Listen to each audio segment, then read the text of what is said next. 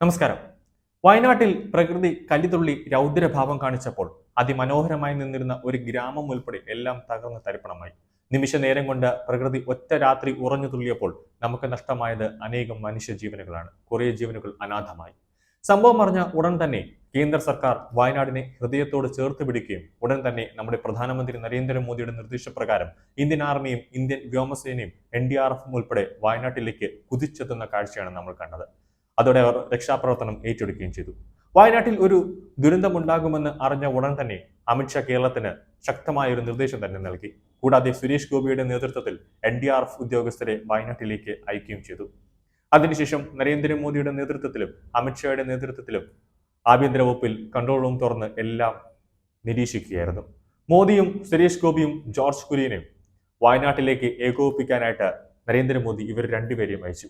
അങ്ങനെ അവസാനം ജോർജ് കുര്യൻ പ്രധാനമന്ത്രിക്ക് റിപ്പോർട്ട് സമർപ്പിക്കുകയും സുരേഷ് ഗോപി വയനാട് സന്ദർശനം എല്ലാം നടത്തി മോദിയുമായി കൂടിക്കാഴ്ച നടത്തി വയനാട്ടിലെ സംഭവങ്ങളെല്ലാം അറിയിക്കുകയും ചെയ്തു. തുടർന്ന് ഇന്നലെ കേരള ഗവർണറായ ആരിഫ് മുഹമ്മദ് ഖാൻ ഡൽഹിയിലെത്തി നരേന്ദ്രമോദിയെ കണ്ട് വയനാടിന് വേണ്ട സഹായങ്ങൾ ആവശ്യപ്പെടുകയും എന്തൊക്കെയാണ് അവിടെ സംഭവിച്ചത് സ്ഥിതിഗതികളെല്ലാം അറിയിക്കുകയും ചെയ്തു.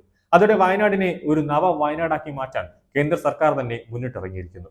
ആദ്യപടിയായി 145 കോടി 60 ലക്ഷം രൂപയാണ് നരേന്ദ്രമോദി സർക്കാർ വയനാട്ടിനായി നൽകിയത്.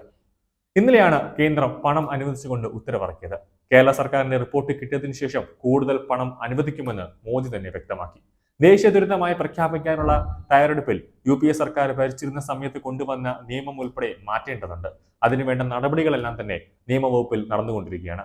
കൂടാതെ മോദിയുടെ നിർദ്ദേശപ്രകാരം വേലിപ്പാലം ഉൾപ്പെടെ അവിടെ മദ്രാസ് റെജിമെന്റിൽ നിന്നുള്ള ഇന്ത്യൻ ആർമി തന്നെ മണിക്കൂറുകൾ കൊണ്ട് തന്നെ അവിടെ ഒരു പാലവും റെഡിയാക്കി കൊടുത്തിട്ടുണ്ട്.